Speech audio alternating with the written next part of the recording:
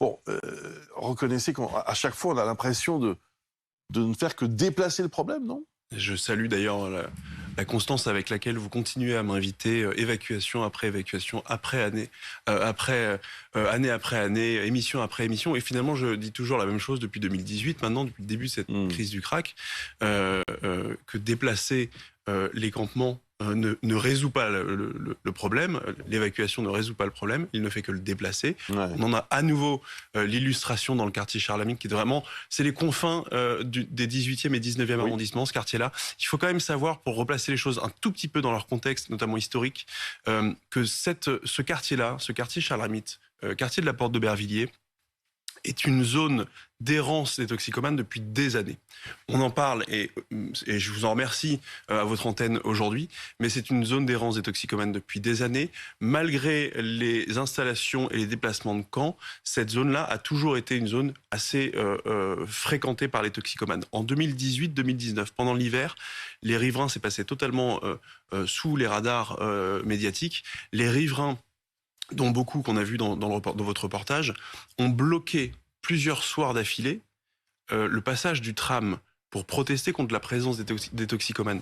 En 2018, déjà à l'époque, rien n'a changé depuis. Et effectivement, on se retrouve, il y a une école maternelle, une école élémentaire, un lycée professionnel dans ce secteur-là, et on se retrouve avec des familles, avec des riverains. Quand vous avez des écoles et des lycées dans un quartier, c'est que vous avez des familles qui sont obligées de vivre au quotidien avec des scènes qui sont insoutenables. Et malheureusement, des pouvoirs publics qui ne semblent pas prendre la mesure de l'urgence dans ce quartier-là.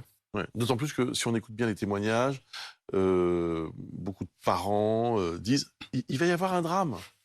Un jour, les circonstances vont faire qu'il va y avoir une situation encore un peu plus grave et ça va être terrible. Alors, bon, malheureusement, il y a eu des drames déjà. Il y a eu des drames. Un homme dans le 19e arrondissement qui est décédé, des agressions du côté des Jardins des Halles, un enfant de 3 ans agressé dans une poussette par un toxicomane. Des drames, il y en a malheureusement tous les jours.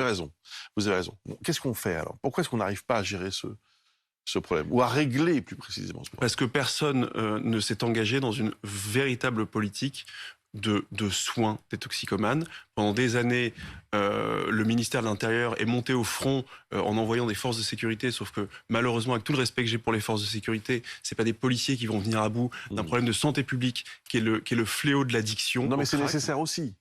C'est évidemment nécessaire pour maintenir l'ordre, mais la racine du problème, le mal, c'est l'addiction. C'est l'addiction au crack, une substance extrêmement addictive.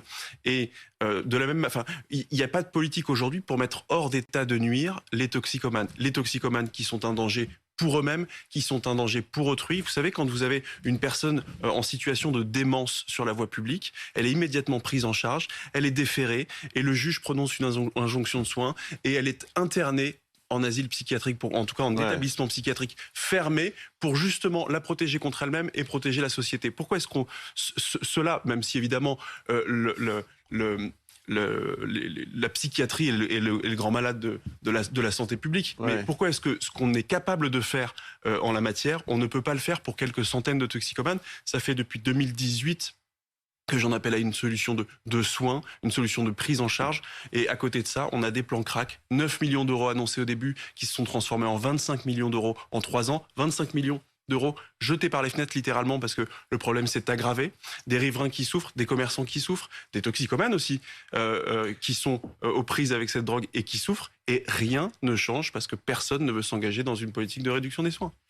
Je le disais tout à l'heure, en réalité vous citez l'année 2018, mais en fait les manifestations de riverains dans plusieurs quartiers de Paris, voire aux abords de Paris, c'est depuis 1994, donc ça fait près de 30 ans. Lorsque la police intervient, il faut bien avoir conscience de ça, lorsque la police intervient et même arrête des gens, les retire de la voie publique, qu'est-ce qui se passe? Plusieurs cas de figure. Ils sont clandestins, ils sont envoyés en centre de rétention administrative. Ils sont dealers, ils ont donc commis un délit grave. Dans ce cas-là, ils sont en détention provisoire et parfois, souvent même, en garde à vue en même temps. Mais les autres, les consommateurs qui ne sont ni clandestins, qui ne sont pas dealers, où sont-ils? Leur place devrait être dans des structures de soins qui n'existent pas. qui existent dans certains pays, qui n'existent pas dans ce pays, qui réclament un engagement financier, surtout un engagement de moyens absolument considérable. Il faut énormément d'encadrement pour gérer un seul toxicomane. Et ça prend parfois de très longues années, avec un taux de réussite pour les sortir de là qui est extrêmement faible. Mais personne n'en veut. Mais personne n'en veut. À commencer par les riverains. D'abord les élus. Les élus ne veulent pas qu'on monte ce type de structure sur leur commune. Les riverains n'en veulent pas non plus. On peut l'entendre. Et au fond, pour ces structures, c'est exactement lorsque vous dites tiens, on manque de places de prison, il faut construire des places de prison. Mais si vous dites à des riverains, on va construire une prison dans votre commune, ah non, ailleurs peut-être, mais pas chez moi. Une structure de soins pour toxicomanes, et notamment ceux qui mettent en danger la vie des gens, c'est exactement la même chose, hélas. Mais on peut l'entendre, on peut le comprendre. Pierre Licia ? Non, je réagis, je suis pas tout à fait d'accord avec ce que vous dites. Effectivement, en fait, le problème, c'est qu'il y a un trauma lié au crack, parce que les seules structures qui ont été ouvertes ont été soit des salles de consommation, soit des salles de repos. Donc, évidemment, ça fait un effet pot de miel où vous avez la consommation, ça marche très bien dans certains pays, hein. Oui. En Suisse, par exemple, où il y a une quinzaine de lieux dédiés, ça marche très bien. Vous avez une salle à Strasbourg, mais cette salle, elle n'est pas en zone dense, elle n'est pas en cœur de ville, elle est en périphérie de ville, et elle est étroitement en lien avec un établissement hospitalier. Donc, il ne faut pas faire n'importe quoi. On ne peut pas implanter, comme le souhaite la ville de Paris, des salles de shoot et les disséminer partout dans la capitale. On est dans une des villes les plus denses du monde. Il y a des familles, il y a des écoles. On sait tous les désagréments que ça cause d'avoir un lieu d'accueil, simplement d'accueil et pas de soins de prise en charge au long cours, d'encadrement et parfois même certainement, et il le faut je le pense, d'internement des toxicomanes. Donc c'est pour ça qu'il y a une certaine réserve de certains riverains quant à des centres de désintoxication. Mais les prisons comme les centres de cure pour les personnes qui sont alcooliques, pour les personnes qui sont addictes à d'autres types de drogues, ça existe parfois, ça pose pas de problème particulier et donc il faut qu'on l'envisage pour le crack. Rendez-vous compte, c'est plus dur pour le crack, disons la vérité. Évidemment plus dur. Le problème, c'est qu'en 2018, sur la colline du crack, porte de la Chapelle, j'y étais à l'époque, il y avait une centaine de toxicomanes. Nous sommes en 2023, 25 millions d'euros dépensés plus tard, il y a 700 à 800 toxicomanes. Qu'est-ce qu'on attend pour enrayer ce problème? Parce que le phénomène ne fait qu'augmenter, que s'amplifier. C'est compliqué. J'ai le sentiment qu'on va se retrouver dans 6 mois. Ils auront été à nouveau déplacés de 500 mètres ou de 800 mètres. D'autres riverains seront